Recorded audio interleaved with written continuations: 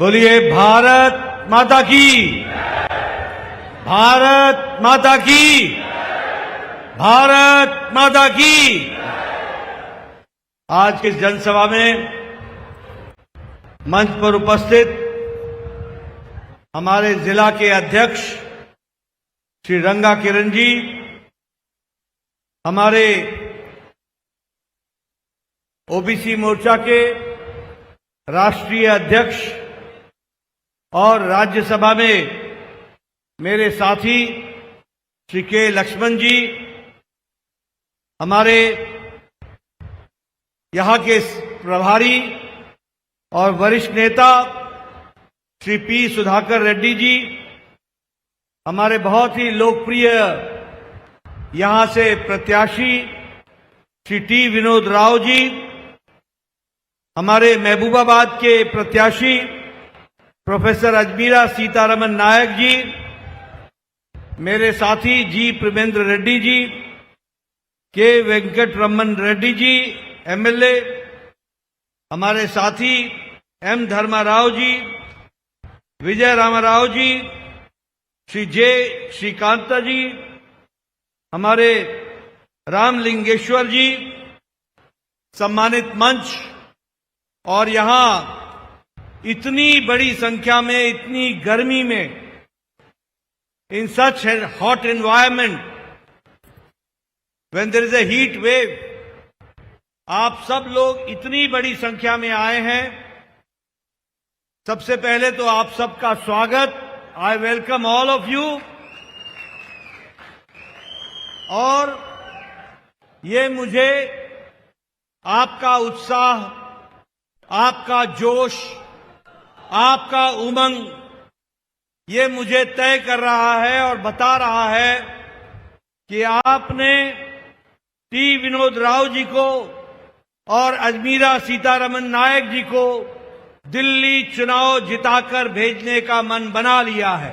ఈ రోజు మండుటెండను లెక్క చేయకుండా భారీ సంఖ్యలో తరలి వచ్చేటువంటి సోదరి సోదరులకు స్వాగతం చేస్తూ ఈ యొక్క ఉత్సాహము, మీ యొక్క ఆలోచన, మీ యొక్క ఉరుకులు పరుగులు చూస్తే ఈ యొక్క ఎన్నికల్లో వినోదరావు గారిని, అదేవిధంగా అజ్మీరా మరి సీతారాం నాయక్ గారిని గొప్ప విజయాన్ని చేకూరుస్తారని చెప్పేసి నేను భావిస్తున్నాను।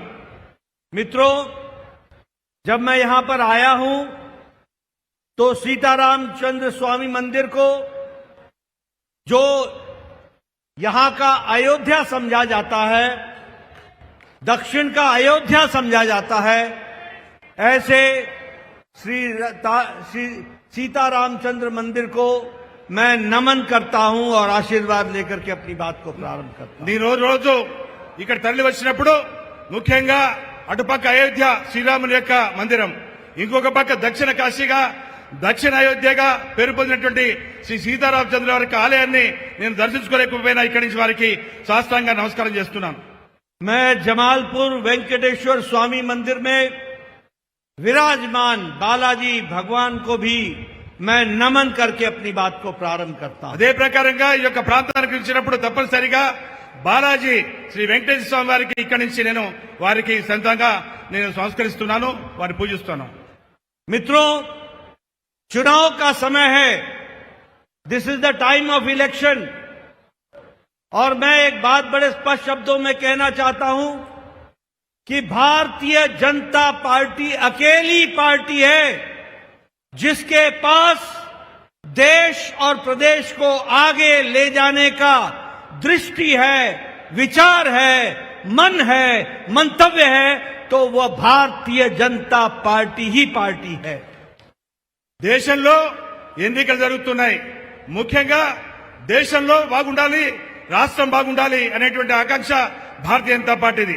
దేశం సుభిక్షంగా ఉండాలి, బలవంతంగా ఉండాలి, ధైర్యంగా పనిచేసే నాయకత్వం ఉండాలి, అది మొత్తం కేవలం భారతీయ జనతా పార్టీతో సాధ్యమవుతుంది। हम मजबूत सरकार मोदी जी के नेतृत्व में बनाना चाहते हैं और इसके लिए मुझे विनोद राव की जरूरत है, अजमीरा सीताराम नायक की जरूरत है, क्योंकि हम मजबूत सरकार चाहते हैं। और ये मजबूत सरकार का मतलब है, मजबूत सरकार का मतलब होता है कि अगर हमने कहा कि राम लला हम आएंगे, मंदिर वहीं बनाएंगे, तो मोदी जी ने 22 जनवरी को भव्य राम मंदिर में राम लला की प्राण प्रतिष्ठा कर दी। ये हमको समझना चाहिए। ముఖ్యంగా ఈ రోజు దేశంలో శక్తివంతమైన నాయకుడు మరి మోడీ గారు, శక్తివంత ప్రభుత్వానికి మరి శక్తివంత నాయకుడు మోడీ గారు. ఆ యొక్క మోడీ గారి నాయకత్వంలో ఈ యొక్క ఎన్నికల్లో మీ ముందు ఓటాడడానికి వచ్చేటువంటి మా యొక్క అభ్యర్థులు శ్రీ సీతారామన్ గారు, వినోద్ రావు గారిని మీరు ఆశీర్వదించి పంపాలి. అదే రకంగా దేశంలో అయోధ్యలో రామ మందిరం అక్కడే కట్టాలి, అక్కడే ఉంటుంది, అక్కడే నిర్మాణం చేసి చూస్తామనేటువంటి విషయాన్ని మీరందరూ కూడా జనవరి 22వ తారీఖు నాడు మా యొక్క ప్రాణ ప్రతిష్ఠ చేసిన రామ మందిరాన్ని మీరు కళ్ళారా చూస్తారు. मजबूत सरकार का मतलब होता है कि जम्मू कश्मीर में धारा 370 को हटा देने का, ताकि संविधान एक देश में एक निशान, एक विधान, एक प्रधान, इसको हम साकार कर सके। यह मोदी जी ने बखूबी करके दिखाया है। దేశంలో గత అనేక సంవత్సరాలుగా 70 సంవత్సరాల నుంచి 370 ఆర్టికల్, అదే ప్రకారంగా జమ్మూ కాశ్మీర్ రాష్ట్రంలో ఉన్నటువంటి యొక్క 2 విధానాలు, 2 జెండాలు, 2 రాజ్యాంగాలకు తిలోదకాలు పలికినారు. కాబట్టి 370 ఆర్టికల్ తొలగించడం ద్వారా ఈ రోజు అక్కడ సమన్వయం జరుగుతుంది. ఆ రకంగా 2 రాజ్యాంగాలు కానీ, 2 జెండాలు కానీ, 2 విధానాలు కానీ లేవు. అందరి యొక్క రాజ్యాంగం ఒకటే ఈ రోజు. और कांग्रेस के समय में मजबूत सरकार नहीं होती, मजबूर और लाचार सरकार होती है। और लाचार सरकार का मतलब होता है कि आतंकवादियों को प्रधानमंत्री बातचीत के लिए निमंत्रण देते हैं। लाचार सरकार का मतलब होता है आए दिन भ्रष्टाचार होते हैं। 2G, 3G, कोयला घोटाला, पनडुब्बी घोटाला, ऑगस्टा वेस्टलैंड घोटाला। और मजबूत सरकार मोदी जी का मतलब होता है पिछले 10 साल में एक भी भ्रष्टाचार की घटना नहीं घटती है। इसको हम मजबूत सरकार कहते हैं। ఒక శక్తివంతమైన ప్రభుత్వము కావాలి అన్నప్పుడు కాంగ్రెస్ శక్తివంత ప్రభుత్వాన్ని ఇవ్వలేదు, బలహీనమైన ప్రభుత్వాన్ని మాత్రం ఇవ్వగలుగుతుంది. కాబట్టి బలహీనుడు ఎక్కడిగా కూడా మరి బలహీనుడే. కాబట్టి బలహీనులు చేసే పనులకు దేశంలో అనేకమైన అరాజకాలు, అనేకమైన విధ్వంసాలు, అనేకమైనటువంటి దోపిడీ విధానాలకు నిలయంగా 3G, 2G, 4G వరకు కూడా ఆ రకంగా దోచుకునే ప్రభుత్వంగా కాంగ్రెస్ పార్టీ ఒక బలహీన ప్రభుత్వం వచ్చింది. బలపడే ప్రభుత్వము, బలమైన ప్రభుత్వము అవుతుందో మోడీ గారి ప్రభుత్వము. మోడీ గారి ప్రభుత్వం వచ్చిన తర్వాత గత 10 సంవత్సరాల్లో దేశంలో సమన్యాయము, సమధర్మము అందరికీ కూడా అవకాశాలు కల్పిస్తుంది. అదే శక్తివంతమైన ప్రభుత్వము, అదే మోడీ గారి ప్రభుత్వం. मजबूत सरकार का मतलब होता है आदिवासी भाइयों की चिंता करना। और मैं यहां बताना चाहता हूं कि 70 साल से आदिवासियों की चिंता कभी भी किसी सरकार ने नहीं की। अगर उनकी चिंता की गई तो वो प्रधानमंत्री नरेंद्र मोदी जी के नेतृत्व में चिंता की गई। और मैं यहां यह भी बताना चाहता हूं, चाहे जनजातीय गौरव दिवस मनाने की बात हो, चाहे फॉरेस्ट प्रोड्यूस की MSP देने का विषय हो, चाहे फॉरेस्ट प्रोड्यूस की संख्या को 10% से बढ़ाकर के 90% तक पहुंचाना हो, चाहे हमारे ट्राइबल लोगों के लिए ट्राइबल म्यूजियम हैदराबाद में खोलने का विषय हो, और चाहे विकास के दृष्टि से एकलव्य विद्यालय को खोल करके उनको मुख्य धारा में शामिल करने का सवाल हो, हर जगह ट्राइबल के लिए काम किया है। और उनकी संस्कृति की रक्षा के लिए अगर किसी ने काम किया है तो नरेंद्र मोदी की सरकार ने किया है। और मैं अजमीरा सीतारमन को विश्वास दिलाना चाहता हूं कि ट्राइबल की पूरी चिंता होगी और नॉन ट्राइबल को भी मुख्य धारा में लेकर के आगे बढ़ेंगे। इस तरीके से विकास होगा। ముఖ్యంగా శక్తివంతమైన ప్రభుత్వం మోడీ గారి ప్రభుత్వము మరి గిరిజనుల కోసము పనిచేస్తున్నది. గిరిజనులకు అనేకమైన అవకాశాలు ఇచ్చిన ప్రభుత్వము మోడీ గారి ప్రభుత్వము. గిరిజనుల యొక్క వికాసము, గిరిజనుల యొక్క అభివృద్ధి, గిరిజనుల యొక్క అవకాశాలన్నింటినీ కూడా మరి గొడిచి పెట్టిన వ్యక్తి నరేంద్ర మోడీ గారు. కాబట్టే శక్తివంతమైన ప్రభుత్వము. అదే ప్రకారంగా జాతీయ స్థాయిలో అన్ని రాష్ట్రాలుగా కూడా గిరిజనులకు సమానమైనటువంటి న్యాయాన్ని ఇచ్చిన ప్రభుత్వము. అదే ప్రకారంగా గిరిజన ప్రాంతాల్లో నివసించే రైతులకు వాళ్ళకు ఎంఎస్పీ ధర ఉందో కనీస మద్దతు పండించిన పంటలకు కానీ వారికి ఉత్పత్తులకు కానీ ఇచ్చిన ప్రభుత్వం మోడీ గారి ప్రభుత్వము. కాబట్టే గిరిజనుల కోసమై పనిచేసే ప్రభుత్వము. కాబట్టి ఈ రోజు గిరిజన శాఖకు ప్రత్యేకమైన మంత్రిత్వ శాఖను ఏర్పాటు చేయడం జరిగింది. కాబట్టి ఒక శక్తివంతమైన నాయకుడు, శక్తివంతమైన నిర్ణయాలు తీసుకునే నాయకుడిగా గిరిజనులకు పూర్తి సహకరిస్తున్న ప్రభుత్వము మోడీ గారి ప్రభుత్వం. मित्रों, मोदी जी के नेतृत्व में देश आज आर्थिक दृष्टि से आगे बढ़ रहा है। जहां सारे देश आज आर्थिक मंदी से गुजर रहे हैं, चाहे अमेरिका हो, चाहे यूरोप के देश हो, चाहे ऑस्ट्रेलिया हो, चाहे जापान हो, चाहे रशिया हो, चाहे चाइना हो, ये सारे देश की आर्थिक नीति जब नीचे जा रही है, मुसीबत में है, तो भारत एक अकेला देश है जिसकी अर्थव्यवस्था 11वें नंबर से छलांग लगाकर 5वें नंबर की अर्थव्यवस्था बन गई है। 5वें नंबर की अर्थव्यवस्था ఆర్థికంగా భారతదేశం బలపడుతున్నది. బలమైనటువంటి ఆర్థిక వ్యవస్థను ఈ రోజు మోడీ గారి ప్రభుత్వం గత 10 సంవత్సరాల్లో దాన్ని 11 స్థానం నుంచి 5వ స్థానానికి తీసుకోవడం జరిగింది. కాబట్టి భారతదేశము ఆర్థికంగా బలపడుతూ ఇంకొక పక్క మరి అనేక దేశాల్లో కూడా ఆర్థికమైనటువంటి అభివృద్ధి లేకున్నప్పటికీ వాటిని అధికంగా మించి ఈ రోజు అనేక అడ్డగులు తొలగించి ఈ రోజు ఆర్థికంగా బలపడినటువంటి భారతదేశం ఈ రోజు మనం కళ్ళారా చూస్తున్నాం. आज अगर हम देखें तो लगभग 25 करोड़ लोग गरीबी की रेखा से ऊपर उठ गए हैं। ये नीति आयोग की रिपोर्ट है। और आपको जानकर खुशी होगी कि तीसरी बार आप प्रधानमंत्री मोदी जी को प्रधानमंत्री बनाएंगे और विनोद राव को और अजीरा सीतारमन को आप दिल्ली भेजेंगे। भारत 2 साल के अंदर तीसरी अर्थव्यवस्था बन जाएगा। तीसरी अर्थव्यवस्था बन जाएगा। దేశంలోని పేదరికం నిర్మూలన అవుతుందో గత 10 సంవత్సరాల నుంచి ఏదైతే 25 కోట్ల ప్రజలు పేదరికం నుంచి ఆ యొక్క పేదరికం సాగు నుంచి పైకి చేరుకున్నారు. కాబట్టి ఈ రోజు యావత్ దేశంలో 25 కోట్ల మంది పేదలకు అవకాశాలు వచ్చినాయి. కాబట్టి వాళ్ళు బాగుపడ్డారు. వాళ్ళు ఏపీఎల్ కిందకి రావడం జరిగింది.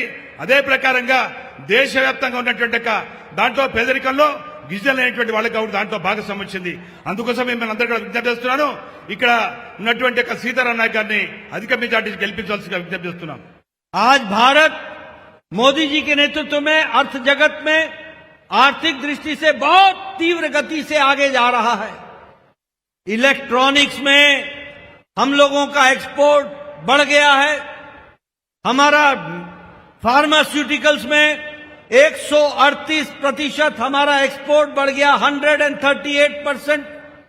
आज दुनिया की सबसे सस्ती और सबसे असरदार दवा भारत बना रहा है और भारत एक्सपोर्ट में दूसरे नंबर का देश हो गया। दुनिया की डिस्पेंसरी बन गया।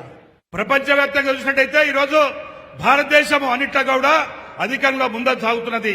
అభివృద్ధిలో, ఉత్పత్తిలో, అదేవిధంగా మరి మనం చేసే యొక్క ఉత్పత్తులను బయట అమ్ముకోవడం కోసము ముఖ్యంగా ఫార్మాస్యూటికల్స్ మందుల కంపెనీలు తయారు చేసే మందులు అవుతున్నాయో గత 10 సంవత్సరాల్లో 138% విదేశాలకు ప్రపంచవ్యాప్తంగా కూడా వాటిని మనం రవాణా చేసి అక్కడ వ్యాపారం చేస్తున్నారు. కాబట్టి అందుకోసమే ఒక బలమైనటువంటి ఆర్థిక వ్యవస్థగా ఈ రోజు భారతదేశం ఎదుగుతున్నది. ऑटोमोबाइल इंडस्ट्री में हमने जापान को पछाड़ के हम तीसरे नंबर पर आ गए। तीसरे नंबर पर। और टॉय इंडस्ट्री में हम तीसरे नंबर पर आ गए।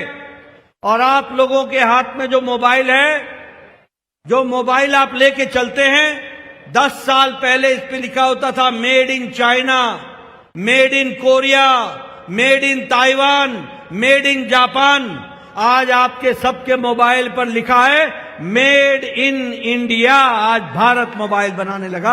ये हमको समझना है। ముఖ్యంగా ఆటోమొబైల్ రంగం అవుతుందో జపాన్ నెంబర్ 1 ఉండే, కానీ ఈ రోజు భారతదేశం దాని చేరువలో ఉన్నది. భారతదేశ కౌశలాలను స్వయంగా ఆటోమొబైల్ రంగంలో మనకు ఉత్పత్తి అన్నిటికీ దాటే పరిస్థితి ఏర్పడ్డది. అంతేకాకుండా గత 10 సంవత్సరాల క్రితము దేశంలోని ఏదైతే మన సెల్ ఫోన్లు ఉత్పత్తి చేసిన దాంట్లో మనం ఎక్కడో ఉన్నాము. కానీ ఈ రోజు దేశంలో గర్వించదగ్గ విషయం ఏంటంటే మన దేశం మొత్తం ప్రపంచంలో ఏదైతే సెల్ ఫోన్లు తయారుతున్నాయో అంతకంటే రెట్టింపు స్థాయిలో ఈ రోజు సెల్ ఫోన్లు భారతదేశంలో మేక్ ఇన్ ఇండియా పేరుతోటి, మేక్ ఫర్ ఇండియా పేరుతోటి తయారీ సెల్ ఫోన్లు మనం ఉత్పత్తి చేస్తున్నాము. ఈ రోజు దేశంలో ప్రపంచంలోనే ఒక గొప్ప ఉత్పత్తిదారుగా ఉన్నాం. मित्रों, एक बात और बताना चाहूंगा कि 10 साल में मोदी जी ने भारत को मजबूत बनाने के लिए गांव की चिंता की, गरीब की चिंता की, हमारे युवा भाई की चिंता की, दलित की चिंता की, वंचित की चिंता की, पीड़ित की चिंता की, किसान की चिंता की, महिला की चिंता की. इन सब की चिंता करने के कारण आज भारत मजबूत हुआ है. प्रधानमंत्री गरीब कल्याण अन्न योजना 80 करोड़ की जनता को मुफ्त राशन देने का काम किया. प्रधानमंत्री किसान सम्मान निधि हर चौथे महीने 2000 रुपए उनके बैंक के खाते में डाला. 11 करोड़ 78 लाख किसान के खाते में डाला. प्रधानमंत्री आवास योजना 4 करोड़ मकान बना करके दिए और आप फिर से इनको जिता के भेजना. 3 करोड़ और मकान बनेंगे अगले 5 साल में और वो गरीब लोगों को दिए जाएंगे. उसी तरीके से उज्ज्वला योजना 10 करोड़ लोगों को गैस का सिलेंडर दिया गया और गैस का कनेक्शन दिया गया. आयुष्मान भारत लगभग 55 करोड़ लोगों को 5 लाख रुपए का हेल्थ कवर दिया. 5 लाख रुपए का. और मैं यहां बताना चाहता हूं सबको, आप नोट कर लीजिए, आपने हमारे सीतारमन नायक को भेजना, विनोद राव को भेजना, इनको चुनाव जिताना. मोदी जी ने तय किया है इस देश में 70 साल से 70 ईयर्स से ऊपर का कोई भी बुजुर्ग और कोई भी माता जो भी होगी उसको हर साल गंभीर बीमारी के इलाज के लिए हर साल 5 लाख रुपए का आयुष्मान भारत में कवर दिया जाएगा. ముఖ్యంగా దేశంలో అనేకమైన మార్పులు వస్తున్నాయి. గత 10 సంవత్సరాల క్రితము గ్రామం గురించి కానీ అదేవిధంగా పేదవాని గురించి కానీ ఆలోచన తక్కువ. కానీ ముఖ్యంగా మోడీ గారు గత 10 సంవత్సరాల కాలంలో పల్లెటూరు గురించి, మరి అదేవిధంగా పేదవాని గురించి, యువకుల గురించి, మహిళల గురించి, రైతుల గురించి, ఏదైతే ఉత్పత్తిదారులు వాళ్ళ గురించి ఆలోచించేట గొప్ప నాయకుడు. కాబట్టే ఈరోజు దేశవ్యాప్తంగా అనేకమైన మార్పులు జరుగుతున్నాయి. అదేవిధంగా సంక్షేమ పథకాల రూపంలో మరి పండించిన పంటకు, అదే ప్రకారంగా ఉత్పత్తి చేసిన ఉత్పత్తులకు, దాంతో పాటు 80 కోట్ల మంది ప్రజలకు ఏతుందో పేదరికంలో ఉన్నటువంటి 80 కోట్ల మంది ప్రజలకు ఉచితంగా గత 3 సంవత్సరాల నుంచి బియ్యం ఇస్తున్నారు. రాబోయే 5 సంవత్సరాలు కూడా ఇచ్చల కోసం ఏర్పాటు చేశారు. దాంతో పాటు 70 ఏళ్లు పైబట్టేటువంటి తల్లులకు, అన్నులకు కూడా మరి ఆయుష్మాన్ భారత్ పథకం కింద ఏతుందో 5 లక్షల రూపాయలు వాళ్లకు కావాల్సిన సహాయాన్ని అందించడం జరుగుతున్నది. ఆ రకంగా ఆయుష్మాన్ భారత్ ను పేదవాళ్లకు, పెద్దవాళ్లకు అందించే కార్యక్రమాన్ని మోడీ గారు కొనసాగిస్తున్నారు. अगले 5 साल में गैस का कनेक्शन अब सिलेंडर से नहीं मिलेगा, घर तक पाइप लाई जाएगी और पाइप से गैस का कनेक्शन मिलेगा. इस तरीके की व्यवस्था की जाएगी. अगले 5 साल में भारत दाल में और तेल में, दलहन में और तेल में भारत आत्मनिर्भर हो जाएगा. और अगले 5 साल में विकास के दृष्टि से ये श्री अन्न में भारत सबसे बड़ा मार्केट बन जाएगा. इस तरीके से मोदी जी के नेतृत्व में विकास का काम चल रहा है. రాబోయే 5 సంవత్సరాల్లో మరి మోడీ గారి ప్రభుత్వం ఒక ఆలోచన చేసింది. ఈ రోజు సిలిండర్ ద్వారా దాదాపుగా దేశంలోని మరి ముఖ్యంగా 7 కోట్ల కుటుంబాలకు ఉచితంగా గ్యాస్ కనెక్షన్ ఇచ్చినారు. రాబోయే రోజుల్లో ఈ సిలిండర్ యొక్క వ్యవస్థ అనేది ఉండదు. పైపు కొట్టడం ద్వారా ప్రతి ఇంటికి కూడా గ్యాస్ అందించి తద్వారా అందరికీ కూడా సేవ చేసే కార్యక్రమాన్ని మోడీ గారి ప్రభుత్వం చేపట్టింది. అది కొనసాగుతుంది. రాబోయే 5 సంవత్సరాల్లో అది పూర్తి చేస్తుంది. मित्रों, मोदी जी ने तेलंगाना को विशेष रूप में अपना समझा है. ये कांग्रेस के जमाने में, ये यूपीए के जमाने में जो टैक्स में आपको हिस्सा मिलता था वो हिस्सा 3 गुना बढ़ा दिया गया है. और इसके साथ साथ आपको जो ग्रांट इन एड, जो आपको आर्थिक दृष्टि से मदद मिलती थी, वह भी 3 गुनी बढ़ा दी गई है. स्मार्ट सिटी में वारंगल और करीमनगर को जोड़ लिया गया है और 2700 करोड़ रुपए उसके लिए रखे गए हैं. साथ ही सबसे बड़ी बात है कि पीएम प्रधानमंत्री मित्र टेक्सटाइल पार्क ककातिया में उसको भी शुरू किया जा रहा है. रेलवे के ट्रैक के लाइन के लिए आपके बजट को बढ़ा दिया गया है और सिकंदराबाद महबूबनगर के प्रोजेक्ट के लिए इलेक्ट्रिफिकेशन के लिए 1410 करोड़ रुपए रखे गए हैं और विकास का काम चल रहा है। ముఖ్యంగా దేశంలో అనేకమైనటువంటి అభివృద్ధి కార్యక్రమాలు చోటు చేసుకుంటున్నారు. ముఖ్యంగా తెలంగాణ విషయం వచ్చినప్పుడు అనేకమైన విషయాల్లో భారతీయ జనతా పార్టీ ప్రభుత్వము, మోడీ గారి ప్రభుత్వము వేలాది లక్షల కోట్ల రూపాయల యొక్క సహాయాన్ని అందిస్తుంది. ముఖ్యంగా గత 10 సంవత్సరాల క్రితం ఉన్నటువంటి మార్పు అవుతుందో ఈ రోజు పెద్ద ఎత్తున తెలంగాణ లోపడుతుంది. పెద్ద ఎత్తున మార్పు వచ్చింది. 3 అంకెలు ఆర్థిక సహాయాన్ని పెంచడం జరిగింది. మోడీ గారు వచ్చిన తర్వాత ఏదైతుందో రాష్ట్రానికి 3 అంకెలు ఆర్థిక సహాయం అందడం జరుగుతున్నది. మరి కాంగ్రెస్ ప్రభుత్వంలో కేవలం మాటలకే సరిపోయింది తప్పితే చేతలు కాలేదు. ముఖ్యంగా ఏదైతే స్మార్ట్ సిటీ యోజన గాని వరంగల్, కరీంనగర్, సిద్దిపేట గాని వేలాది కోట్ల రూపాయలు దాదాపుగా 2500 కోట్ల రూపాయలు కేంద్ర ప్రభుత్వం ద్వారా మంజూరు చేయడం జరిగింది. అంతేకాదు గ్రాంట్ ఎయిడ్ కింద అనేకమైన సంస్థలకు వేలాది కోట్ల రూపాయలు అందించడం జరిగింది. దాంట్లో ఉదాహరణకు సికింద్రాబాద్ రైల్వే స్టేషన్ కానీ మహబూబ్నగర్ రైల్వే స్టేషన్ కానీ దాదాపుగా 10,000 కోట్ల రూపాయలు వెచ్చించడం జరుగుతున్నది.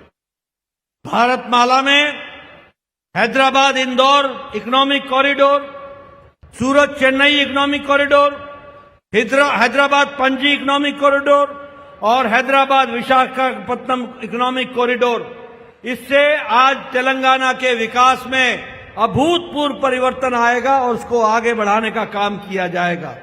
मैं यहां ये भी बताना चाहता हूं कि जो नागपुर विजयवाड़ा इकोनॉमिक कॉरिडोर है जिसका कंस्ट्रक्शन हो रहा है वह आपके इलाके के विकास के लिए बहुत मददगार सिद्ध होगा। मैं जब ये सारी बातें आपसे कर रहा हूं तो इससे पहले एक बात और करना चाहता हूं।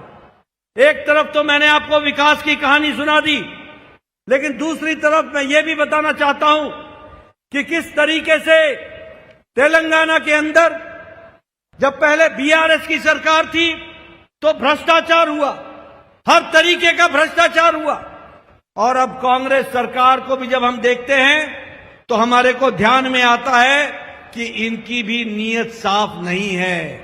ये भी नीयत साफ लेकर के नहीं चल रहे हैं। अभी इनके मन में विचार ये है कि जो संपत्ति हम अपने जीवन में मेहनत से कमा करके अपने बच्चों के लिए खड़ी करते हैं, उस संपत्ति को गलत तरीके से सरकार हड़पने के लिए टैक्स लगाने की योजना बनाती है। हमें दुख के साथ ये कहना पड़ता है कि ये कांग्रेस की सरकार वो सरकार है जो ओबीसी, एससी, एसटी, हमारे अदर बैकवर्ड कास्ट, हमारे दलित भाई, हमारे ट्राइबल भाई, इनका रिजर्वेशन छीन करके धर्म के आधार पर मुस्लिम को आरक्षण देने की योजना बनाती है। भीमराव अंबेडकर ने साफ कहा है कि धर्म के आधार पर कभी भी आरक्षण नहीं होगा। आरक्षण होगा तो जातीय और पिछड़ेपन के नाम पर होगा। लेकिन ये कांग्रेस पार्टी के लोग आज इस बात के लिए प्रयास कर रहे हैं। बोलिए, ऐसे सरकार को आगे आने देंगे क्या? जरा जोर से बोलो, आने देंगे क्या? आने देंगे क्या? ये ऐसी मनसा लेकर के चलते हैं।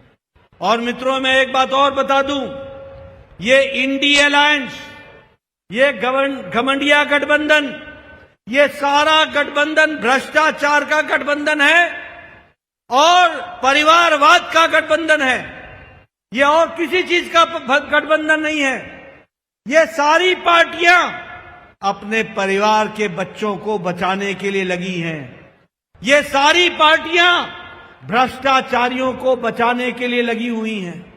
आप बताइए, कांग्रेस पार्टी की सरकार यहां है, यही कांग्रेस पार्टी है जिसने कोयला घोटाला किया, ऑगस्टा वेस्टलैंड घोटाला किया, यही कांग्रेस पार्टी है जिसने पनडुब्बी घोटाला किया, चीनी शुगर का घोटाला किया, चावल का घोटाला किया, हर तरीके का घोटाला इन्होंने किया, और आज ये बड़ी बड़ी बातें करने के लिए आ रहे हैं। आप बताइए, लालू के पार्टी ने चारा घोटाला किया, अखिलेश की पार्टी ने घोटाला किया, ममता की पार्टी ने घोटाला किया, हमारे डीएमके की पार्टी ने घोटाला किया, हमारे बीआरएस, केसीआर, केटीआर, कविता, इन्होंने भी शराब का घोटाला किया। ये सब लोग घोटालेबाज है, सब लोग घोटालेबाज है। आप बताइए, आप बताइए, राहुल गांधी बेल पर है कि नहीं है?